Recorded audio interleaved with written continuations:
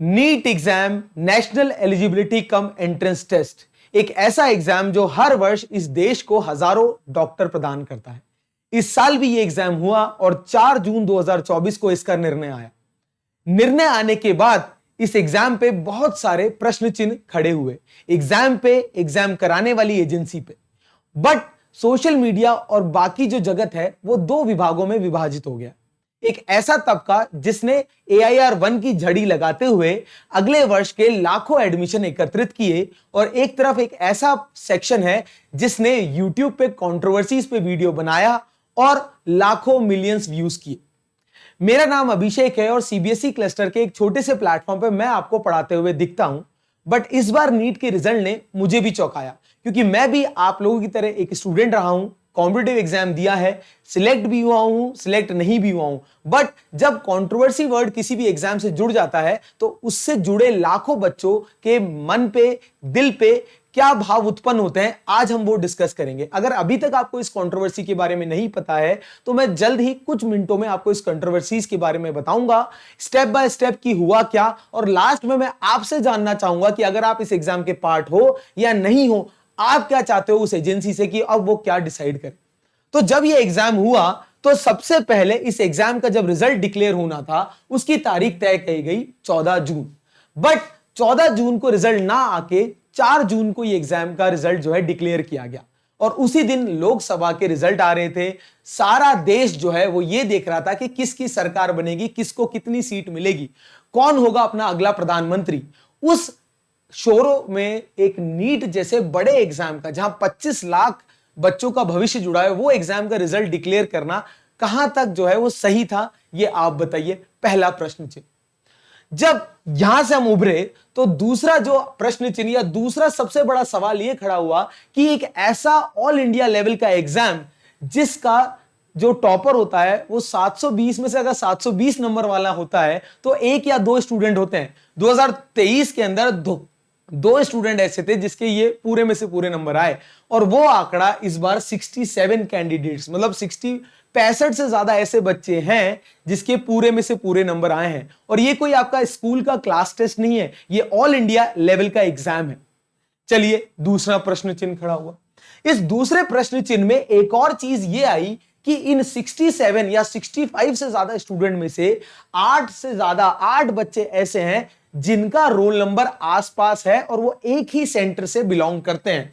जब ये लिस्ट जारी हुई तो बहुत मतलब हैरान करने वाले थे कि जो रोल नंबर्स थे जिनकी AIR-1 थी वो एक ही सेंटर से बिलोंग करते हैं और उनका रजिस्ट्रेशन नंबर भी आसपास है। क्या ये महज एक संजोग है? यह भी एक सोचने वाली बात थी।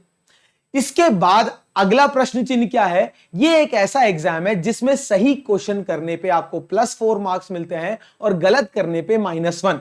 720 नंबर का यह पेपर होता है, 180 प्रश्न पूछे जाते हैं। इसका मतलब जिस बच्चे के 720 में से 720 आते हैं वहां तक तो ठीक है, बट उसके अलावा जो AIR-2 या दूसरा जो कैंडिडेट है उसके किसी भी हालत में 716 से ज्यादा मार्क्स नहीं आ सकते हैं। बट इस बार इस एग्जाम में ऐसे भी कैंडिडेट्स देखने को मिले जिनके मार्क्स जो है वो 718 या 719 थे।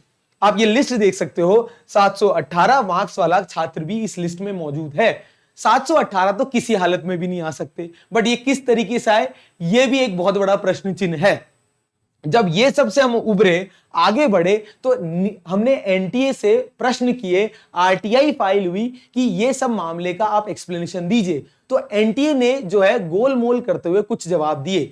पहला, जब टॉपर्स के बारे में हमने बोला कि इतने सारे टॉपर कैसे हो सकते, तो ये NTA का ऑफिशियल नोटिफिकेशन है, उसमें NTA ने कहा कि भाई बच्चे बढ़ गए हैं तो टॉपर्स भी बढ़ जाएंगे। चलिए थोड़े बहुत बच्चे बढ़े हैं, पर क्या इतने अमाउंट ऑफ टॉपर बढ़ने चाहिए? यह भी एक सेटिस्फैक्टरी रिप्लाई नहीं है।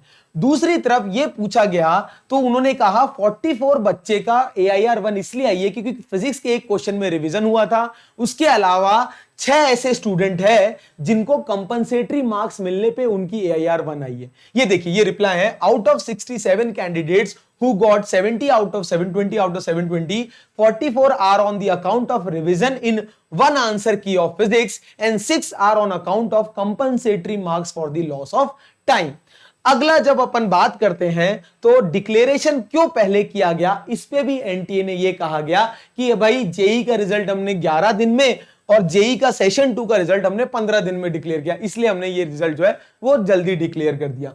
अगला जवाब जब हमने पूछा 718 719 मार्क्स क्यों आए, तो एनटीए ने जवाब दिया कि ग्रेस मार्क्स दिए हैं हमने लॉस ऑफ टाइम का, बस ये कह के वो दूर हो गए। बट अभी तक ये देश के बच्चे, हम लोग ये जवाब चाहते हैं कि इसका प्रॉपर क्लैरिफिकेशन हो, उन बच्चों की ओएमआर शीट क्या होना चाहिए क्या नहीं होना चाहिए, बहुत सारे प्रश्न इस पे खड़े होते हैं।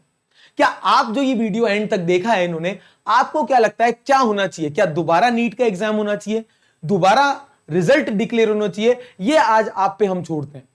हर जगह इसकी कंट्रोवर्सी चल रही है, एनटीए को आरटीआई दी गई है। अब ये देखना है कि जो एजेंसी इस एग्जाम को कंडक्ट कराती है उसका क्या आखिर निर्णय आता है, क्या दोबारा से ये एग्जाम होता है, क्या इन सब मामलों पे अदालत जो है वो इंटरफेयर करके इसका कुछ ना कुछ निर्णय निकालेगी। और आपको क्या लगता है क्या होना चाहिए, कमेंट सेक्शन में जरूर डालिएगा।